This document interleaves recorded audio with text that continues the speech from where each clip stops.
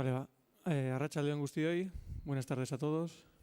A la primera charla de este año de los pasajes desconocidos de la historia de Guipúzcoa, que organiza la Asociación Miguel de Aramburu de Historiadores Guipuzcoanos.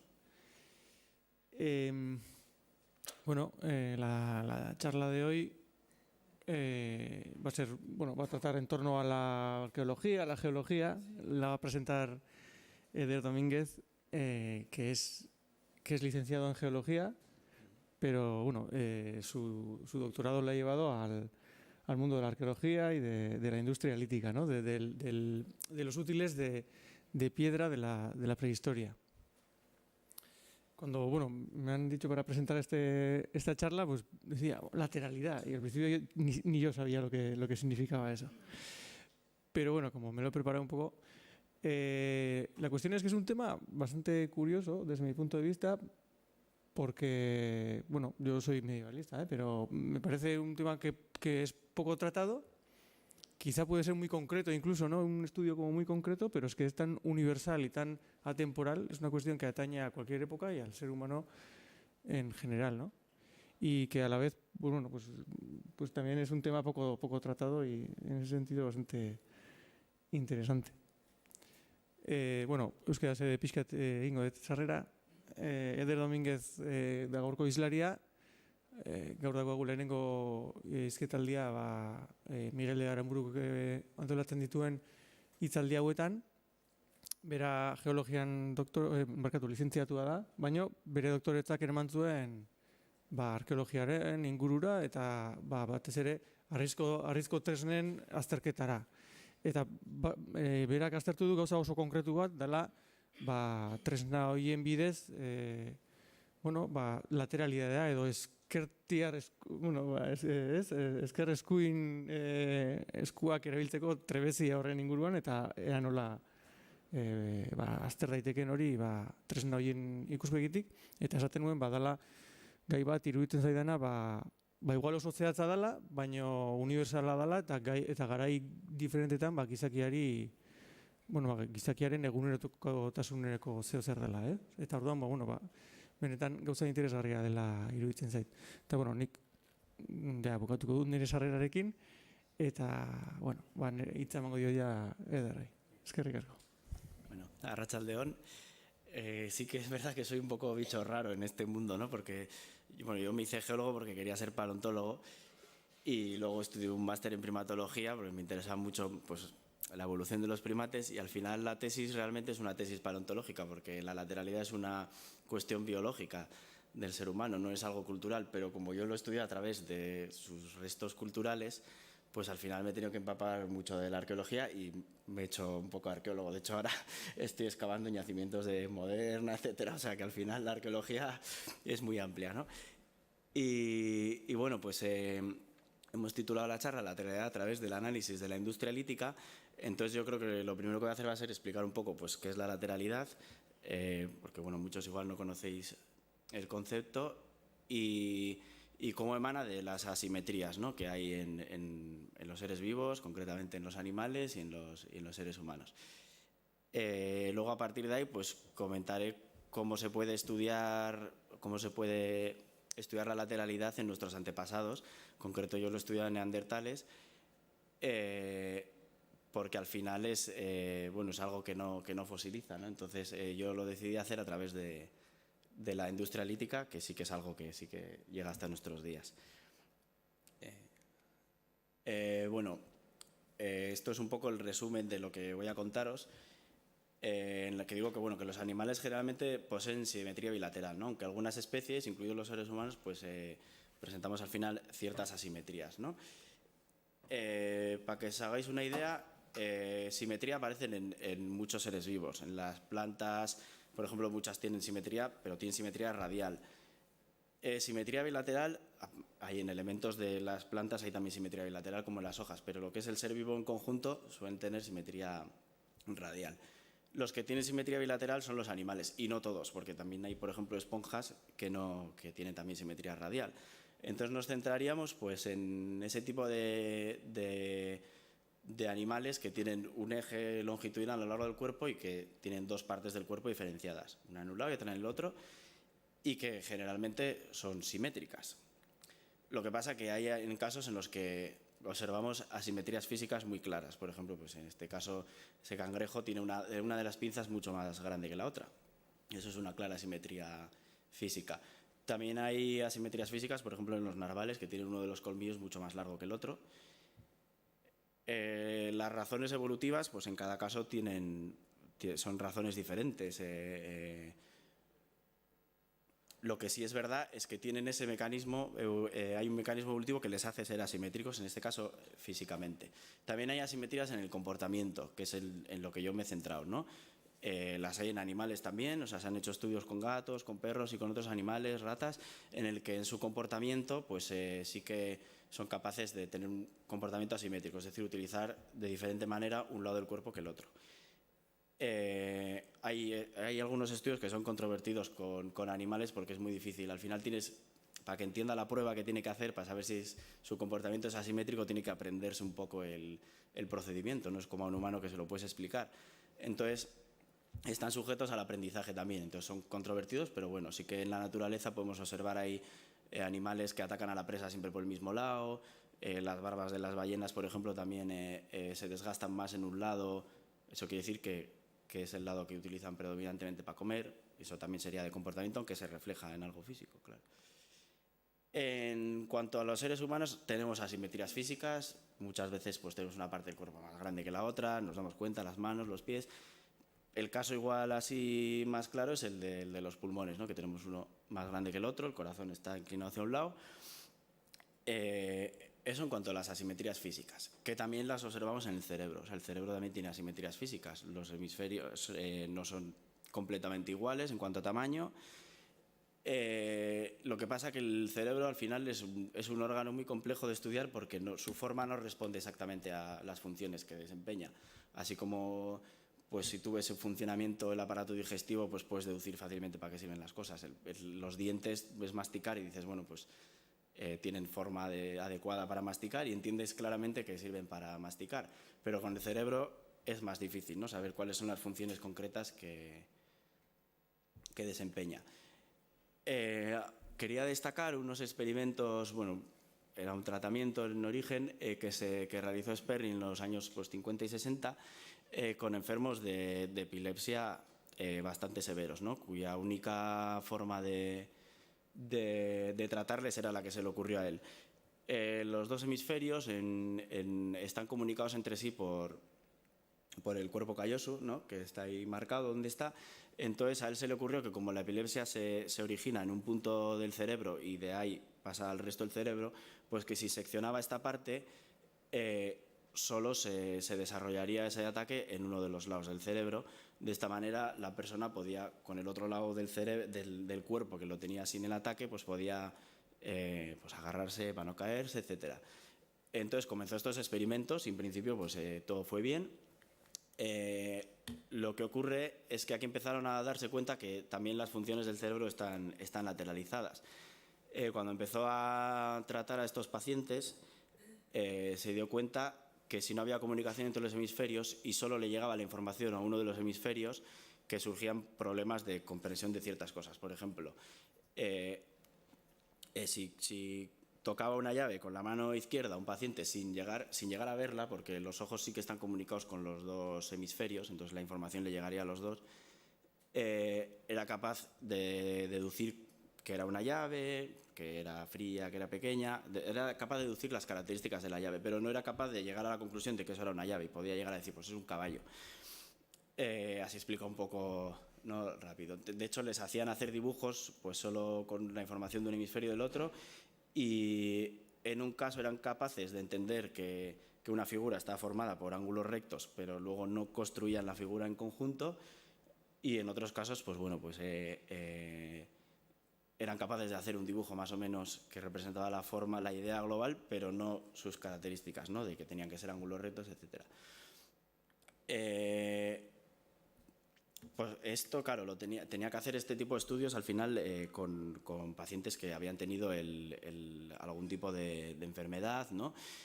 Pero a partir de que apareció esta técnica, ¿no? Que consiste en, bueno, es la resonancia magnética, funcional que consiste en medir el consumo de oxígeno del cerebro para saber qué partes están activas en un momento dado. Entonces, claro, es más fácil porque así puedes estudiar un cerebro en funcionamiento sin necesidad de que sea una persona enferma, ¿no? Esto sería uno de los mapas que podían salir de esos estudios, y ahí sí que consiguieron constatar que efectivamente las funciones del cerebro no son completamente simétricas, sino que bueno, ya lo habían constatado con los experimentos anteriores, pero ahora en funciones que podía estar realizando el individuo en el momento, ¿no? Entonces, por ejemplo, pues no sé si este es el ejemplo de alguien que está hablando, creo que sí, pero no lo sé. Entonces, bueno, pues se ve que se activan unas partes y otras no, y así se pudo determinar que efectivamente hay asimetrías funcionales en el cerebro. Entonces, el siguiente concepto que quería explicar, después de hablar de las asimetrías físicas, es lo que es la lateralidad manual, que es en lo que yo me he centrado y en lo que he centrado mi tesis, ¿no? Pues, según esta definición, es una cualidad que presentan algunos animales que consiste en asignar roles a cada lado del cuerpo cuando llevan a cabo una tarea determinada, que es lo que comúnmente denominamos el ser zurdo o ser diestro. Pasa que normalmente decimos que una persona es zurda o diestra para referirnos a cómo escribe, pero realmente cuando alguien escribe sujeta el folio con una mano y sujeta el boli con la otra. O sea, las dos manos tienen una función, solo que una adquiere un rol que llamamos dominante y otra no, un rol que no es dominante. Pero para cada tarea podemos intercambiar esos roles. O sea, hay gente que dice, ya, pero yo escribo con la mano derecha, pero luego toco la guitarra con la izquierda o juego al fútbol. La gente que estudiamos lateralidad no hablamos de zurdos y diestros, sino que para una tarea en concreto se utiliza un rol para un lado del cuerpo y otro rol para el otro lado. O sea, sería la forma correcta de decirlo si quieres estudiar esto, ¿no? Pero es lo que comúnmente llamamos zurdos y diestros, y yo me voy a referir a zurdos y diestros en muchos puntos de la charla. Unos conceptos que quería dejar claro de la lateralidad manual es que actualmente no hay sociedades sin zurdos. Todas las sociedades tienen una presencia de zurdos. Que todas las sociedades que se han estudiado tienen más cantidad de diestros que de zurdos, entendiendo para cada tarea, como he dicho antes, y que la proporción de zurdos y diestros varía de unas sociedades a otras, no es algo constante. Esta es una tabla en la que bueno, he colocado algunos de los estudios que se han hecho sobre sociedades industrializadas, no industrializadas, en las que se ve que puede variar desde un tanto por ciento de 3,4 de zurdos hasta un 26,9 de zurdos. He colocado también en una de las columnas la tarea que se ha utilizado para medir esa lateralidad manual, porque realmente no son equiparables unas tareas y otras. O sea, nos podemos hacer una idea, pero no es lo mismo sujetar un vaso que escribir. Un claro ejemplo es que cuando estamos en un bar, por ejemplo, sosteniendo un vaso y queremos realizar otra tarea, no nos cuesta nada sostener un vaso con la mano, que no es para nosotros la que solimos utilizar habitualmente para beber. Incluso podemos llegar a beber, no hay ningún problema. Sin embargo, si tuviéramos que escribir, probablemente tendríamos más problemas y cambiaríamos la configuración de la mesa y de todo para poder escribir con nuestra mano dominante. O sea, hay unas tareas que propician una lateralidad más marcada. De hecho, eso es la razón de que entre sociedades diferentes haya diferencias en la lateralidad. Sociedades que están muy industrializadas, al final vivimos rodeados de mayores retos técnicos y complejidades de utilizar herramientas, y tenemos que desarrollar más nuestra lateralidad, que, como comentaré después, tiene una base genética, pero hay una parte que se puede aprender y que se controla culturalmente o el entorno la controla. Entonces, bueno, cuando las sociedades, por ejemplo, no están tan tecnificadas y los usos de herramientas son más limitados, pues puede haber un tanto por ciento de gente que genéticamente no tiene esa predisposición tan marcada para ser diestro o para ser zurdo, que pueda realmente ser más ambiguo. Sin embargo, en una sociedad en la que tienes que pasar el filtro de la escritura, pues probablemente si estás ahí en medio, que digas, bueno, pues no me importa si utilizar una mano o la otra, acabes decantándote por una de las dos. Como os decía antes, hay un origen genético de la lateralidad, pero no se ha descubierto todavía qué gen controla esto. Se han propuesto unos modelos que son capaces de explicar lo que observamos, porque se observa que hay gemelos que uno es zurdo y otro es diestro. La herencia no es directa. Si los dos progenitores son zurdos, no quiere decir que la descendencia sea zurda. Por lo tanto, hay dos modelos que proponen dos cosas diferentes, pero ambos tratan de explicar eso que observamos, que hay cierto control de la genética, pero que por alguna razón no es muy marcado. Si tiene un control genético, quiere decir que habrá sido también seleccionado evolutivamente. Aquí he puesto una serie de propuestas de diferentes autores de cómo el entorno en el que pudo surgir digamos, esa selección hacia que existan zurdos y que existan diestros, que tengamos esta capacidad, ¿no? Una de las propuestas se centra en las hembras a la hora de sujetar las crías. Les dejaría uno de los brazos solo libre para sujetarse a las ramas. Estamos hablando de que esta gente, en este caso concreto, propone que la lateralidad aparece ya en un estadio temprano en el que igual tendríamos cierta vida arbórea, etcétera, ¿no? En nuestra evolución. Entonces propone que para sujetarse a las ramas, el brazo que les quedaría libre pues sería el que iría adquiriendo más destreza ¿no? Se iría seleccionando para que gente con más destreza en ese brazo pues fuera la que sus crías sobrevivieran, ¿no? Otra de las propuestas es relacionada con el bipedalismo y lo conecta mucho con la liberación de las manos, etcétera. Hay otras teorías, sin embargo, que ponen mucho más atrás el origen de la lateralidad y lo ponen en prosimios y lo asocian con la obtención de presas, ¿no? El hecho de ser capaces de utilizar los dos lados del cuerpo de manera diferente a la hora de cazar un animal en concreto. Otros lo asocian a la realización de tareas complejas. A medida que evolutivamente íbamos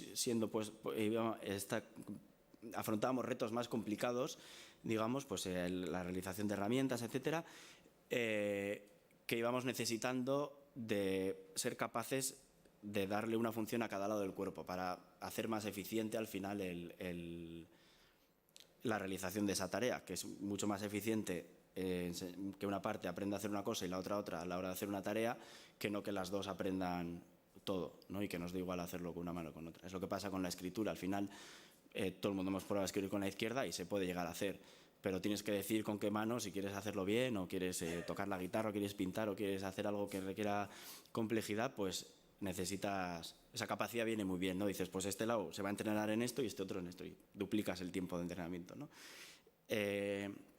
Otras teorías lo asocian al factor de la lucha, ¿no? Entre miembros de la misma especie, el factor de la sorpresa que tiene alguien que es zurdo, ¿no? A la hora de enfrentarse a otra persona. Relacionado con eso también hay otra teoría parecida, que es pues como en ciertos deportes hay, ¿no? En el fútbol hay pues una cantidad de zurdos más alta que en esta sala probablemente, ¿no? Porque al final se valora eso, pues en una población pues que sería valorable el que hubiera zurdos a la hora de preparar una caza o lo que fuera, ¿no? Antes de hablar de esto, quería decir que bueno, lo que sí es cierto es que hoy en día lo que observamos en los primates es que sí que hay primates que tienen cierta lateralidad individual, ¿no? Hay primates que sí que manifiestan cierta predominancia a la hora de hacer una tarea por uno de los lados, pero no se observa a nivel poblacional. O sea, no hay una población de primates que sea predominantemente diestra. Eso es importante matizarlo. Bueno, el siguiente punto del que quería hablar era la relación del lenguaje con la lateralidad, que es por lo que a mucha gente le ha interesado estudiar la lateralidad. A mí en sí misma me parece interesante, ¿no? Pero sí que es verdad que si puedo aportar información, estudiar la lateralidad, algo tan interesante como el lenguaje, pues mejor. Nuevamente, los primeros en descubrir que había áreas específicas en el cerebro que se encargaban del lenguaje, bueno, pues fueron Broca y Wernicke, y también estudiaron pacientes que habían sufrido algún tipo de lesión. Por lo tanto, bueno, cuando observaban que una de esas partes estaba dañada, pues observaban el comportamiento que tenía esa persona en la dicción. Y, pues a veces fallaba la producción del lenguaje, otras veces fallaba la falta de comprensión y fueron descubriendo ciertas áreas del lenguaje que en aquel momento se creía que siempre estaban en el hemisferio izquierdo, porque ellos solo podían trabajar con pacientes que habían sufrido una lesión, entonces la muestra supongo que sería pequeña. No es hasta 1976 cuando Luria descubre que hay personas que tienen en el hemisferio derecho las áreas de Broca y de Wernicke. Eso, claro, se puede estudiar con la técnica que os decía anteriormente, ¿no? La de la resonancia magnética funcional, que permite estudiarlo en pacientes que no han tenido ninguna lesión cerebral y, por lo tanto, la muestra se amplía bastante. Ese dato está al revés, pues lo traduje rápido del inglés y lo puse al revés. Lo que quiero decir con eso es que la relación que tiene con la lateralidad es que un 27% de los zurdos, que ahí está mal, poseen las áreas del lenguaje en el hemisferio contrario al que es lo habitual en toda la gente, tanto en zurdos como en diestros, que es en el izquierdo es lo habitual, pues ellos lo tienen en el derecho, ese 27%, y solo un 4% de los diestros. Con lo cual, aunque la relación no es muy directa, hay una relación entre la mano que utilizamos como dominante y en donde tenemos las funciones del lenguaje. Por lo tanto, en evolución, cuando dos características están relacionadas, probablemente hayan emergido relacionadas también. Y esa conexión, ese triple salto mortal que te conecta con el lenguaje, pues permite que los estudios de lateralidad arrojen también luz a cuándo ha surgido el lenguaje en nuestra evolución. ¿Cómo estudiarlo? La lateralidad en el pasado, claro, pues no fosiliza, no podemos. Hay estudios de lateralidad que se han intentado hacer y yo, de hecho, al principio fue una de las ideas que se me ocurrió. Pues las inserciones musculares, por ejemplo, dejan una impronta en los huesos fósiles y pues estudiar el tamaño de las improntas musculares para saber qué brazo utilizaban más frecuentemente, ¿no?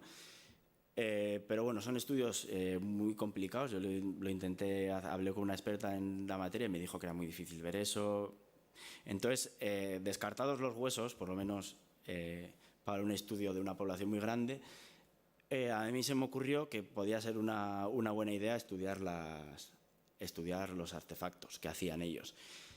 Pensando que si un artefacto al final ha sido creado por un cerebro, porque al final es el cerebro el que va a idear eso, que quizá podía haber algo que nos hable del cerebro en ese artefacto.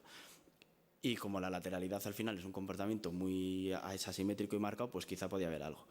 Luego descubrí que había más gente que se le había ocurrido esa premisa y que lo habían estudiado, o sea, que tenía parte del camino andado. Antes de nada voy a explicar lo que es la talla lítica, por si alguien lo desconoce. Bueno, en la prehistoria había herramientas de muchos tipos de materiales, pues había de madera, de hueso y de piedra. La ventaja de las de piedra es que se conservan prácticamente sí o sí, a no ser que se pierdan, se vayan a un río o haya pasado una corriente de agua por ahí, se suelen conservar porque, claro, son materiales que llevan muchos millones de años existiendo, ¿no? Entonces, bueno, yo decidí utilizar un material para mi tesis que es muy abundante, que es el sílex, que es muy abundante en la prehistoria, sobre todo aquí en el País Vasco, porque hay muy buenos yacimientos de sílex. En otros sitios de la meseta y así, donde no hay tantos sílex, utilizan otro tipo de piedra. Pero aquí era abundante. Entonces, la talla lítica consiste en coger un núcleo de sílex, que se llama núcleo, a la piedra en bruto, y a base de golpes con un percutor, un martillo, se va dando forma para obtener, por ejemplo, en ese ejemplo he puesto un bifaz y otras muchas herramientas. En ese proceso de talla aparecen restos de talla. Cada vez que se le da un golpe hay un fragmento de roca que se separa del núcleo central, que se llama lasca. La lasca en sí mismo también puede ser un útil. A veces buscaban simplemente que esa lasca fuera su herramienta y otras veces construían pues otras herramientas. Entonces, yo he centrado la tesis precisamente en esas lascas. Por lo tanto, cuando hable de lascas me estoy refiriendo a esos fragmentos que salen o como subproducto de la producción de un útil o como producto final. En mi caso me daba exactamente igual que fuera lo uno o lo otro. Que en arqueología, evidentemente, que la gente que hace estudios sobre estos materiales está muy interesado en que esa lasca haya sido utilizada como un útil en sí mismo o como un resto de talla. En mi caso no, porque solo me interesaba cómo había sido extraída. que es hasta ahí, hasta donde llegaría mi línea arqueológica, ¿no? Esos que os comentaba que habían hecho estudios anteriormente, el primero fue Toz, que para mí es un grande porque ha sido pionero en muchas materias, ¿no? También ha sido pionero estudiando hachas pulidas, que también las he estudiado yo en mi tesis, pero que no vienen al caso en esta charla. Él se dio cuenta de un detalle. Bueno, fue el primero que dijo, bueno, en el ISEBENOV dijeron, vamos a estudiar la lateralidad a través de los restos arqueológicos, de la prehistoria. Ya ese paso me parece bastante importante.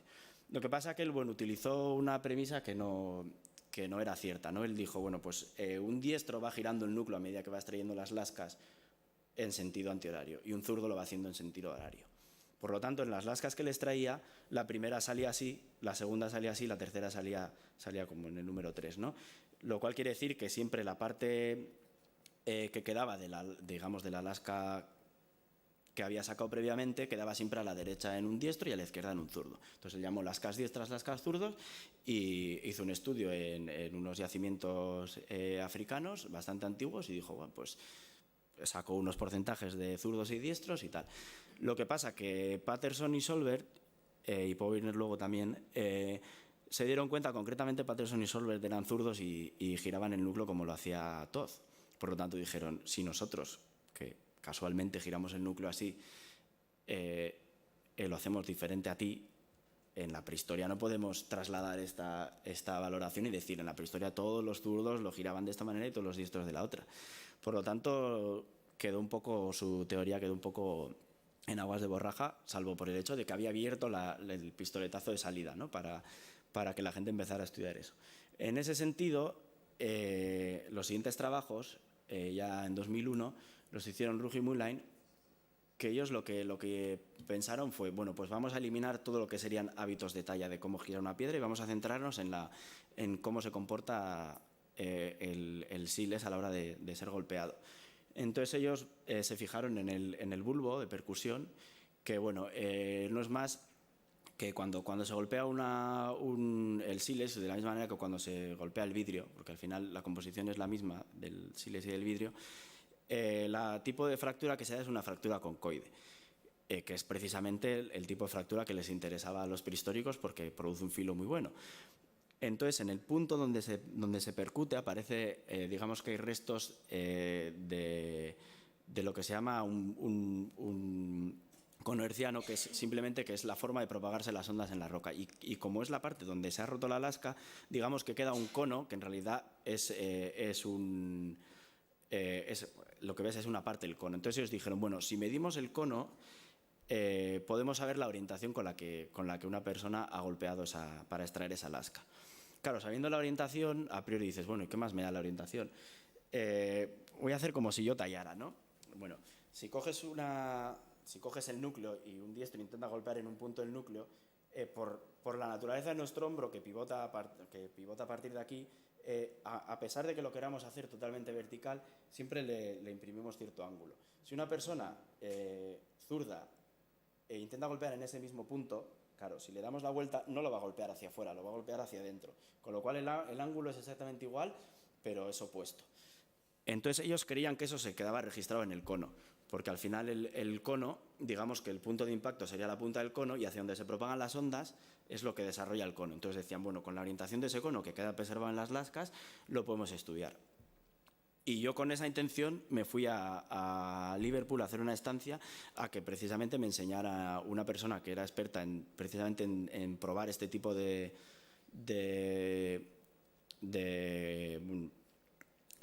técnicas en lascas, a que me enseñara a medir los conos y tal, ¿no? Porque Rugg y Moonline publicaron un artículo en el que estudiaban solo 75 lascas, que es una muestra muy, muy pequeña, y les daba encima una validez de 75% de aciertos, lo cual era muy pobre. Y a mí me sorprendía que desde 2001 nadie hubiera hecho nada.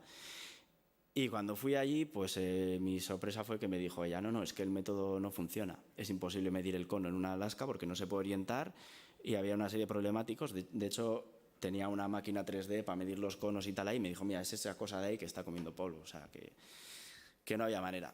Así que yo tenía por delante una estancia de 2 meses en Liverpool en la que se me había estropeado todo el plan. Y entonces pues hice lo que hay que hacer en ciencia, que es observar. Me puse a tallar y a ver cómo tallaba yo, a ver si se me ocurría algo.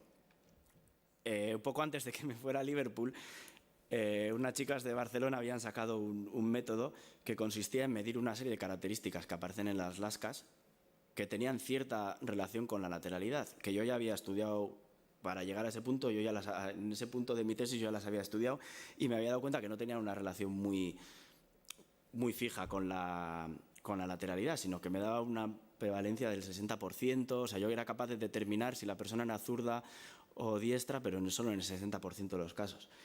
Entonces yo cuando lo vi, le coincidí con ella en un congreso, o sea, yo fui a un congreso que organizaba precisamente la persona de Liverpool y luego me fui a Liverpool con ella. Y me acuerdo que unos días antes hablé con ellas, que yo les dije, pero esas características no funcionan. Y me dijo, ya, nosotros lo que hacemos es ponerlas todas en común. O sea, una sola lasca no tiene todas esas características. Ellas trabajan con creo que 6 características. Pero si eran capaces de tener muchas lascas de un mismo tallista, en unas lascas aparecían unas características, en otras las ponían en común, hacían un estadístico ahí de esto que metes en estadística un montón de datos y parece que sale algo. Y bueno, pues conseguían determinar en un tanto por ciento de los casos que esa persona que la había tallado era diestra o era zurda. Yo me lo creo, o sea, considero que a pesar de que tardaron un montón en publicarlo porque parece que había algún problema con la estadística y tal, pero bueno, al final lo publicaron y yo creo que funciona porque yo había visto que había alguna relación. El problema es que en arqueología no podemos saber si las lascas que aparecen esparcidas por el suelo las ha tallado una misma persona o las han tallado diferentes personas. La única manera de saberlo es si esas lascas remontan, o sea, si hacen un puzzle entre ellas. Y aún así es controvertido, porque el núcleo se lo pueden pasar de unas personas a otras y que haya un núcleo que haya sido tallado por varias personas. Aún así su muestra, en lo que es experimentalmente, puede que funcione, pero su muestra arqueológica se reduciría muchísimo, porque hay muy pocos sitios donde encontramos precisamente lascas que creamos que han sido talladas por la misma persona y aún así hay dudas. Con lo cual, bueno, pues es interesante, pero yo creo que necesitábamos otro método. Entonces yo le dije a ella, lo interesante sería, antes de irme a Liverpool, le dije, lo interesante sería que hubiera una característica única, sola, que pudieras mirar en una única lasca que te dijera si esa lasca la ha hecho un zurdo o un diestro. De esa manera, pues sabrías que ese individuo que ha tallado inequívocamente esa lasca, pues es zurdo o diestro. Y me dijo, ya, no la hay. Me dijo muy categóricamente. Y yo me quedé hundido, dijo, pero bueno, no la hay. Digo, bueno, pues nada. Y con esa idea me fui a Liverpool, me puse a tallar. Y en una de estas, pues de esto que por observar, se me encendió una bombilla y bueno, me inventé el método que os voy a contar ahora. Lo que yo ya tenía claro hasta ese momento era que no podía estar basado ese método en hábitos de talla, porque habíamos visto que la forma de girar el núcleo cambia de personas a otras, no podía ser. Que tenía que ser importante que fuera aplicado un único elemento, porque si no, es imposible saber si varios elementos han sido producidos por una misma persona. En arqueología es muy difícil eso. Y además ese elemento tiene que ser abundante. O sea, tiene que ser algo que esté presente en el registro arqueológico muy abundante, porque necesitamos que sea estadísticamente significativo. Entonces, bueno, yo realmente lo descubrí porque soy malo tallando. Entonces, cuando estaba intentando sacar una lasca y normalmente le das un golpe y sale la lasca, que ahora tengo un poco más de pericia y no necesito tantos golpes, pero para una lasca en concreto necesité como unos 20 golpes. Y cuando miré el núcleo, que yo los había dado todos con la misma dirección porque estaba intentando sacar una lasca concreta, me di cuenta que había un patrón en los golpes que había dado. Cuando yo golpeaba el siles a veces no dejaba ninguna marca, pero si le daba lo suficientemente fuerte, había unas fracturas que se creaban y que todas estaban como orientadas. Entonces dije, esto cuando tú sacas la lasca, esas fracturas se quedan preservadas en la lasca. Con lo cual, si yo consigo, si tengo una lasca con esas fracturas preservadas que estoy viendo que se están orientando en la dirección de percusión en la que yo estoy golpeando, pues podré saber inequívocamente si la persona que la ha tallado es zurda o diestra, entendiendo, como decía en Rujimulén, que el ángulo está determinado si eres diestro o zurdo. Bueno, las llamé parabolic cracks porque adquieren forma de parábola, ¿no? Como os había dicho antes, digamos que estas fracturas tienen relación con el cono de percusión que os he comentado antes. Es como si, digamos, fuera una sección del cono. Entonces tú cuando un cono lo ves desde arriba y lo cortas desde arriba, lo que obtienes es un círculo, pero si el cono está inclinado y tú lo cortas, al final obtienes una elipse.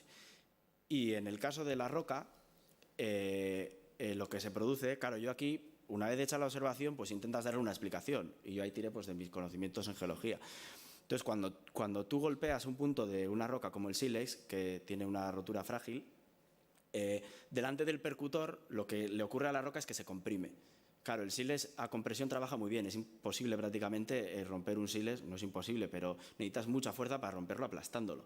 Sin embargo, detrás de la percusión, donde tú has dado el golpe, lo que estás haciendo es separar la roca.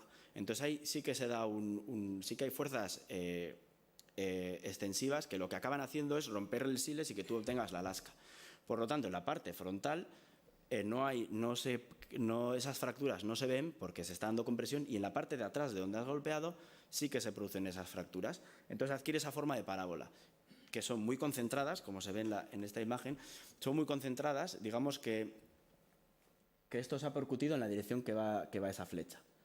Entonces alguien, bueno, en este caso yo, he dado un golpe con esa dirección, que el golpe es en el centro de esa parábola que veis ahí, y detrás de donde yo había dado el golpe, o sea, de donde venía el golpe, se producen esas fracturas, nunca delante. Entonces eso te está indicando de dónde viene el golpe, que yo con ese dato ya me valía para entender en una lasca desde dónde se le había dado el golpe. Entonces, bueno, esto es lo que os he explicado antes, de que para un zurdo y un diestro tienen que coger el núcleo de manera, o sea, el ángulo es diferente a la hora de percutir. Entonces, bueno, me llevó mucho más tiempo demostrar esto, tuve que inventarme hasta una máquina que percutía con un ángulo concreto para demostrar precisamente que ese ángulo, esa dirección de percusión y ese ángulo estaban asociados con las fracturas que yo había visto, porque está muy bien la observación y verlo, pero hay que cuantificar eso, porque si no nadie se lo cree.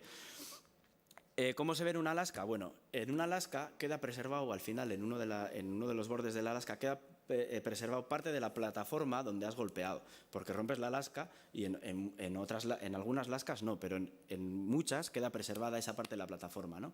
Entonces, esto sería una lasca colocada de canto, digamos, y ahí se ve, no sé si se ve muy bien ahí, pero bueno, se observan las fracturas. Entonces yo, observando esa lasca, yo sé que esa lasca se la ha golpeado desde ese lado de la derecha, que alguien para extraer esa lasca ha tenido que golpear con la mano derecha, y en esta alguien ha tenido que golpear con la mano izquierda. Además, ambas lascas las he sacado yo, así que sé con qué mano las he golpeado.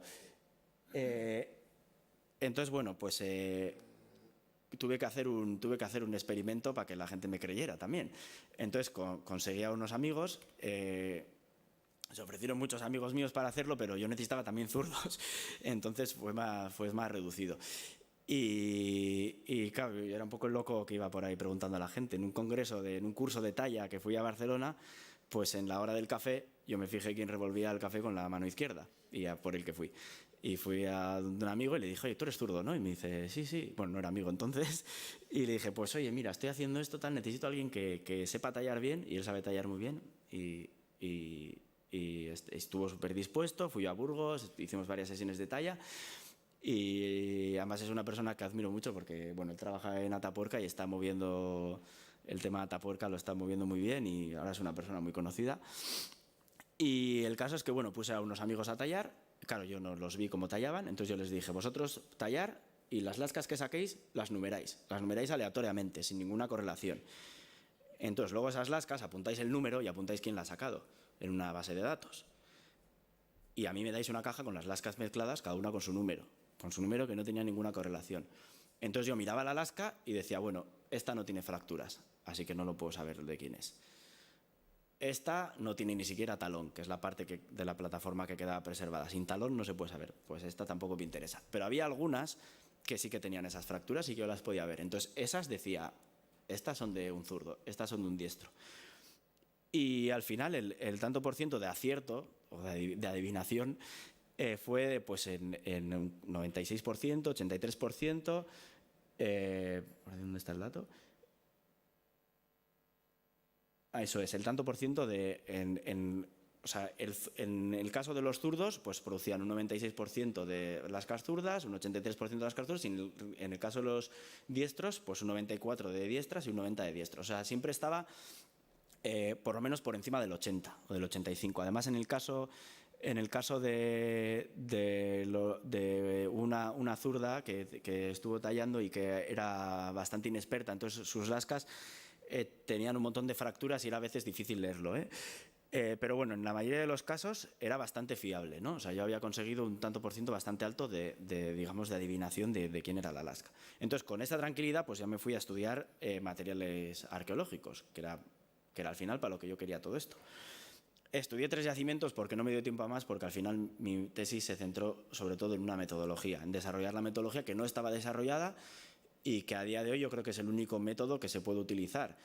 He tenido algunas discusiones con mis amigas de Barcelona porque, claro, ellas consideran que su método es bastante, que es bueno para estudiar, pero solo tienen que ir a estudiar remontajes, ¿no? Lo que os he comentado antes, que son muy raros y que no aparecen en todos los yacimientos. Y que además, aquí hago un inciso, es precisamente yo lo primero que desecharía. No sé si os preguntaréis que, claro, yo puedo ir a un nivel arqueológico y ver 1000 lascas y digo, hay 900 de diestro y 100 de zurdo. Ya está, ya tengo el tanto por ciento. Y que alguien me diga, ¿y si las 1000 las ha tallado una persona, todas, la misma? ¿No? Ese sería un problema que tendríamos. Por eso yo lo que hago es estudiar niveles arqueológicos que han sido depositados en muchos años, que no se han sido depositados en unas horas. Con lo cual, la probabilidad de que yo encuentre varias lascas que haya tallado una misma persona es muy baja. Pero además, que como las lascas que estudio yo son muy pocas, porque son solo las que tienen estas fracturas preservadas, se reduce muchísimo más la probabilidad de que sean talladas por la misma persona. Sin embargo, ellas lo que estudian es al final talleres que han sido acumulados muchas veces en cuestión de horas. Es un sitio donde la gente iba a tallar. Entonces, claro, si encuentran 5 grupos de lascas que remontan y los 5 son de diestro, ellas dicen, pues son 5 personas diestras, pero pueden ser que los 5 núcleos los haya tallado la misma persona, porque son depósitos que se han dado en cuestión de horas, de poco tiempo. Por lo tanto, ese inciso quería hacer. Entonces yo busqué niveles precisamente que cumplieran esas características. No os voy a aburrir con esto porque son los resultados de la tesis y estudié Le Moustier, que es un yacimiento muy famoso que está en Francia. Ese es el número de lascas que encontré. Al final un 15% de todas las lascas. De las 1.400 que había en un nivel y de las 1.493 que había en el otro, al final me rondaba un 15%. Que haya dado con ese 15% de lascas que ha tenido una misma persona en niveles que en algunos casos tienen miles de años, es muy improbable. Otro yacimiento que estudié es Boufré, que tenía un nivel de conservación impresionante. Yo parecía que eran lascas talladas ayer mismo, con lo cual veía todo muy bien. Lo mismo. Y luego estudié Aslor, que es un yacimiento de Vizcaya. ¿Por qué estudié Aslor? Porque tenía podía estudiar la secuencia completa. Entonces quería ver, a ver si había diferencias entre unos niveles y otros. Lo mismo, estudié un montón de materiales. Estos son materiales arqueológicos. No se ve igual que los materiales experimentales porque a veces se le mete una pátina dentro de las fracturas, pero como veis se preservan esas fracturas e incluso la pátina a veces ayuda a verlas.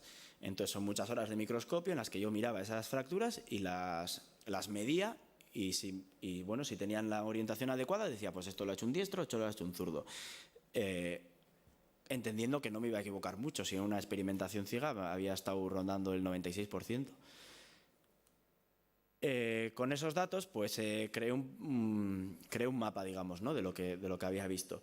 En otro estudio que hice en sociedades productoras de Homo sapiens, igual que nosotros, o sea, que entendemos que tienen la misma genética y que tienen la misma lateralidad, encontré que había un ratio de 2,7 a 7,3 por zurdos por diestros. Y en mis yacimientos de neandertales, materiales tallados por otra especie a la nuestra, pues encontré que había un ratio de 3 a 7, que entra dentro de los márgenes que podíamos entender para una sociedad no industrializada. Con lo cual, una de mis conclusiones fue pensar que realmente hay un control cultural muy fuerte, como hemos dicho al principio, que puede hacer que varíe desde un 30% de zurdos hasta un 5% en sociedades como Japón, etcétera, y que entraba dentro. Es decir, que los neandertales estaban igual de lateralizados que nosotros, es decir, que tenían esa lateralidad manual que tenemos nosotros y que hemos asociado al principio al lenguaje. Aquí sí está bien puesto. Ese es el salto mortal que hacemos entre el lenguaje y la lateralidad manual, ¿no? Esa es la relación. Entonces, como comentaba ahora, una de las conclusiones precisamente era intentar saber si los neandertales tenían el mecanismo necesario para producir el habla. Y aquí siempre suelo poner un ejemplo que de hecho lo oí por primera vez en esta sala, vine a unas conferencias y el que luego fue mi codirector de tesis pues lo dijo, ¿no? Y me pareció muy interesante, ¿no? Preguntaba él, ¿por qué sabemos que él estudia sobre todo el aparato fonador y el oído de los neandertales, ¿no? Primero descubrió que tenían un aparato fonador capaz de producir habla y luego descubrió que tenían un oído capaz de escuchar esas frecuencias del habla. Entonces, él dijo, ¿no? ¿Por qué sabemos que los pterodáctilos volaban, ¿no? Este reptil volador que convivió con los dinosaurios. Pues alguien dirá, pues porque tenía alas. Pero bueno, las avestruces tienen alas y no vuelan. La respuesta es que tienen un conjunto de características, como son las alas, la forma, el peso adecuado, etcétera, para volar. Entonces, cuando en un ser vivo un montón de características que convergen en una función, quiere decir que están siendo seleccionadas para esa función. Entonces, puedes deducir la función a partir de ellas. Con el habla pasa lo mismo. Los neandertales, por tener la laringe adaptada a hablar, ¿quiere decir que hablaran? No. ¿Quiere decir que hablaran por tener el oído adaptado a escuchar en esa frecuencia, filtrando otros tipos de sonidos? Pues no. ¿Quiere decir que porque estaban lateralizados, pues podían hablar? Pues no quiere decir, pero hay una serie de características que convergen en hablar. Entonces, la información que aporté con mi tesis es que tenían los mecanismos cerebrales, tenían la asimetría, que es una condición necesaria para hablar, que ya la tenían presente. Que hablaran o no, no lo sé, pero por lo menos tenían algo que les posibilitaba ello, que era la lateralidad. Este era otro ejemplo de materiales arqueológicos. Y aquí simplemente quería plasmar la conclusión que os he dicho antes, de que entraba dentro de esos parámetros lo que observamos en los neandertales, para que lo compararais con los diferentes índices de zurdos que hay en otras sociedades. Por lo tanto, control cultural fuerte, control genético también fuerte y, en mi opinión, los neandertales estaban lateralizados y todo apunta a que podían hablar, en mi opinión. Mi Esker.